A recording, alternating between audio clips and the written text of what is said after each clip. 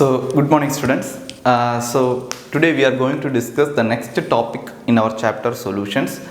Hope we have initially learned about solution, solvent, many things like what is a solute, what is a solvent, what is a binary solution. Then we were learning a big topic called expressing the concentration of the solution, how to express the concentration of the solution in different ways. And we have done almost all questions and relations, everything we have went through it. Okay, so coming to the next topic of this chapter, and that is called, the concept is solubility. That is a concept. Okay, so talking with respect to solubility, again we can say there is a solute is there is a solvent is there, and we are now going to talk about this solute being dissolved in the solvent and how much it can dissolve in that solvent at a particular temperature and pressure. This is what basically solubility means for. So I can say the basic definition of solubility is solubility of a particular substance is its maximum amount that can be dissolved in a specified amount of solvent at a specified temperature.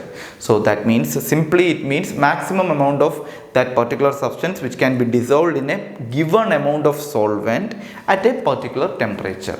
So that is called its solubility. Understood? So how much amount of solute can be dissolved in a fixed amount of solvent in a particular temperature. Now which all factors does it depend? That is very important. Whether it is same for every substance if you dissolve in a particular solvent, not like that. It will vary actually. So again, you know that this solute and solvent can be different stuffs, correct?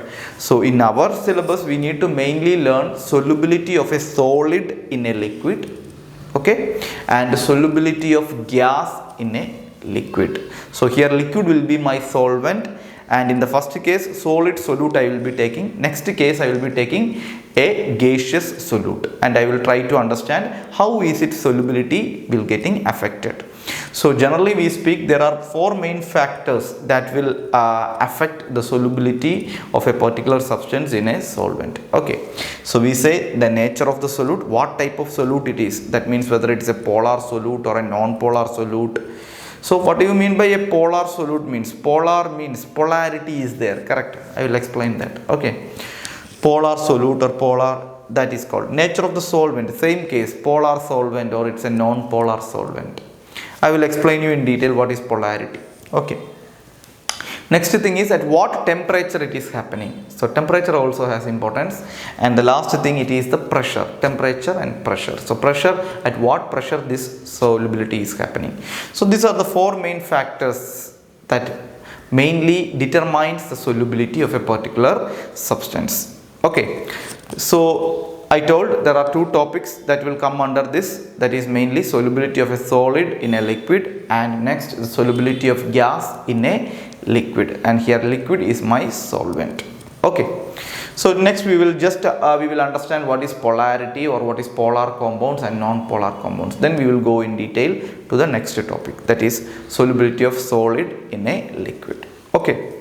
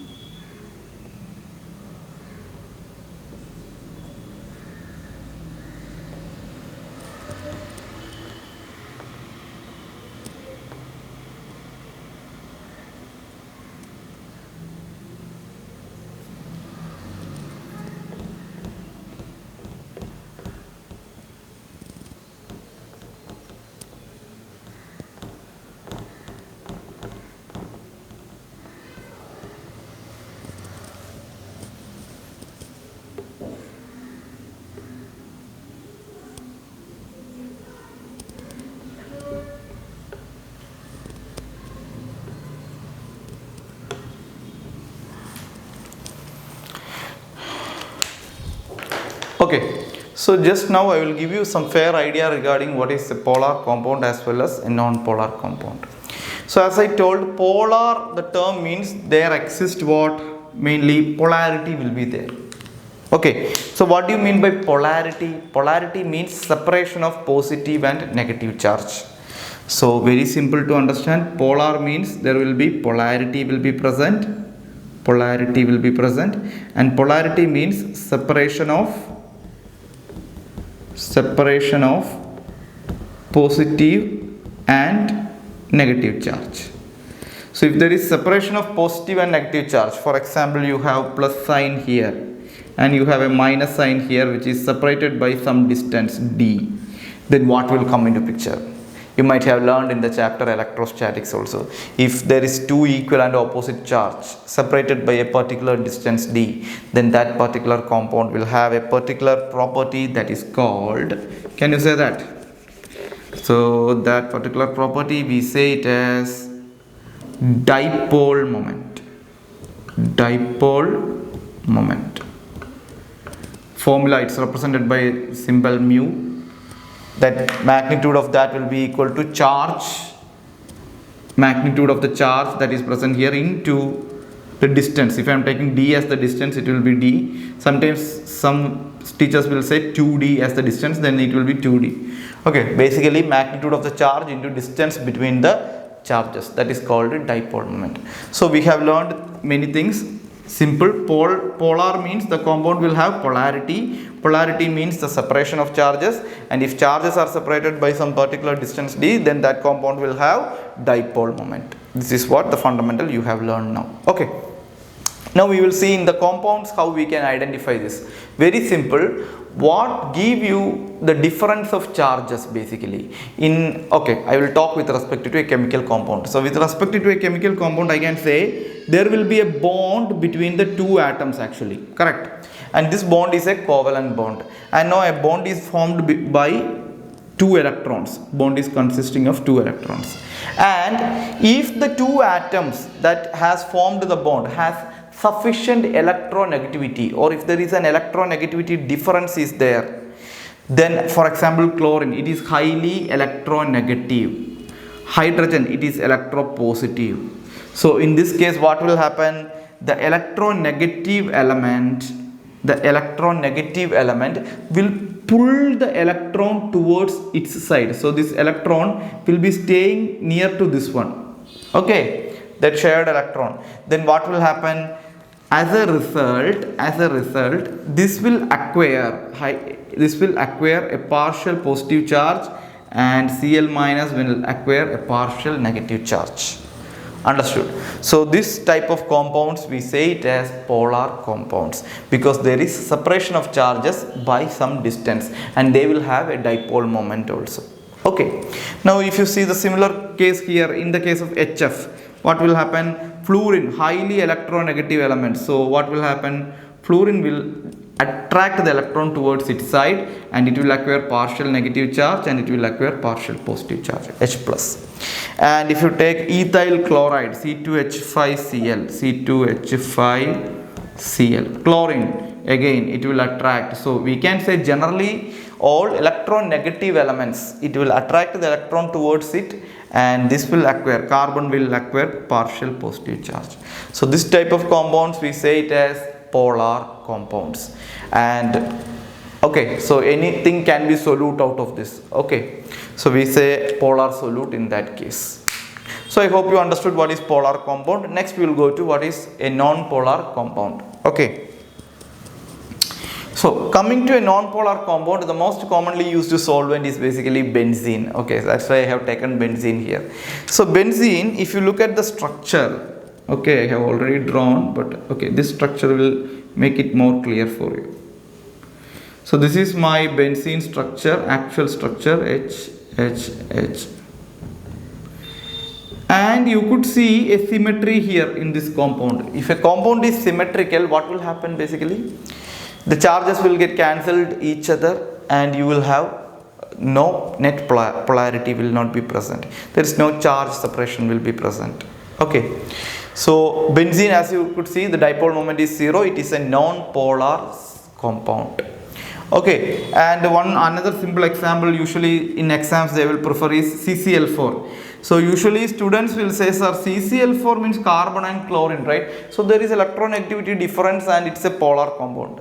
Correct. If you have only one chlorine, it is correct. But here the structure of CCl4 says that, now if I draw CCl4, you could see carbon with the chlorine on 4 sides. Okay. So it has chlorine on 4 sides. So if you have here also delta positive and delta negative, but it is symmetrical. All the charges will get cancelled off. If there is a dipole moment in this direction, you know dipole moment is a vector quantity. Okay, so there will be a dipole moment in this direction, and if there is a dipole moment in this direction, there will be a dipole moment in this direction. So these are having equal magnitude. So as a result of this, the force in this direction will get cancelled with the force in this direction, and force in this direction will get cancelled with the force in this direction. So there is no net force. I can say there is no net dipole moment. Correct. So you know between two charges what force exists? Electrostatic force Q1 Q2 1 by 4 pi epsilon 0 Q1 Q2 by R square. Now if you see here, there is no net force, there is no net dipole moment here. So this is how we can say CCl4 is a what type of solvent then? It is a non-polar solvent. Okay, so I hope you understood a fair idea regarding what is a polar compound and a non-polar compound. So next we will go to the topic.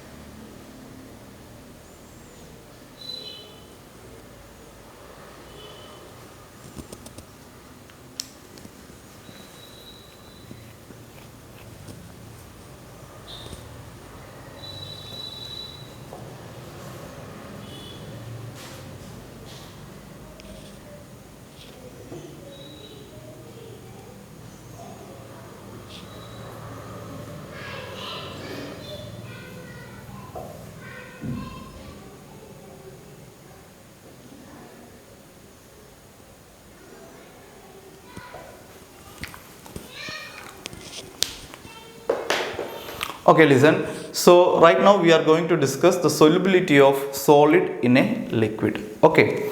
So starting with here, I will say my solute. Okay, my solute is solid in nature, and my solvent it is liquid in nature. Okay. So I am taking a solid solute and a liquid solvent.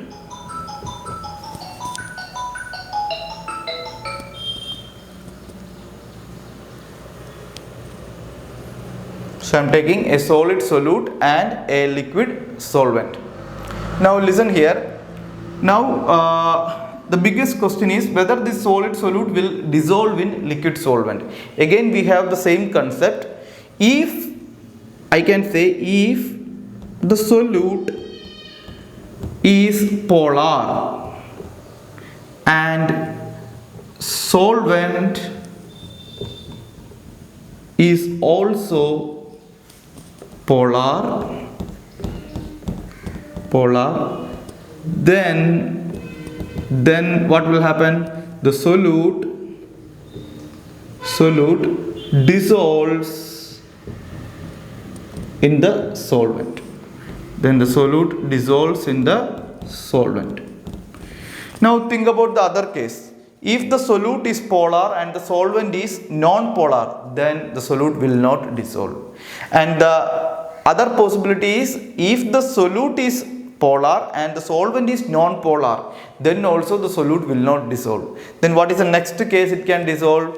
If the solute is what? It should be non-polar. If the solute is non-polar and the solvent is also non-polar. If the solute is non-polar and the solvent is also non-polar, then the solute dissolves in solvent. So we can generally say that like dissolves like. Like dissolves like. So that means you have a solute that is polar, then if it is a polar solute, it should dissolve in a polar solvent. And if it is a non-polar solute, then it should dissolve in a non-polar solvent. That is called like dissolves like. Now there are two phenomena that will happen when a solid solute is dissolved in a liquid solvent. We will see that the two phenomena. Okay. So the first phenomenon is called dissolution. So the first phenomenon is called dissolution, and the second phenomenon is called crystallization. Okay, so there are basically two phenomena. First one is called dissolution and the second one is called crystallization. So what is dissolution basically? So I can say dissolution is a phenomenon thereby the solid solute dissolves. Okay, it will get mixed with the solvent and forms a solution. Okay, this phenomenon is called dissolution. And crystallization is a phenomenon where the solid solute will get collided with the other solid solute molecules and solvent molecules, basically solute molecules, and it will again come back to the top, or it will crystallizes out, or it will come back, or it will say, we can say it will pop out of the solution as crystals back. That phenomenon is called crystallization. So basically two phenomena will happen when you dissolve a solid in a liquid.